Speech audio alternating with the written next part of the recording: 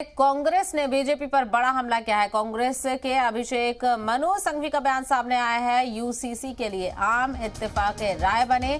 चुनाव के वक्त यूसीसी की याद आ गई, यानी यूनिफॉर्म सिविल कोड का जिस तरह से वादा करते हुए बीजेपी नजर आ रही है, उसको कांग्रेस घेरती हुई नजर आ रही है। हिमाचल में हार रही है बीजेपी। कांग्रेस का दावा, हालांकि जिस तरह से इंतखाबी तशहीर की जा रही है उसमें तमाम तर वादे किए जा रहे हैं और यूनिफॉर्म सिविल कोड को लेकर जिस तरह से बीजेपी ने दावा किया है, अपने इंतखाबी मंशूर में भी उसने शामिल किया है। ऐसे में अगर अब बीजेपी जीतती है तो वो यूनिफॉर्म सिविल कोड पर गौर करेगी और कांग्रेस इस बात को लेकर पलटवार कर रही है। अभिषेक मनु सिंघवी का बयान, यूसीसी के लिए आम इत्तेफाक के राय बने। चुनाव के वक्त यूसीसी की याद क्यों आ रही है, सवाल कर रही है बीजेपी से कांग्रेस और साथ ही साथ ये भी दावा कर रही है कांग्रेस के हिमाचल में बीजेपी हार रही है।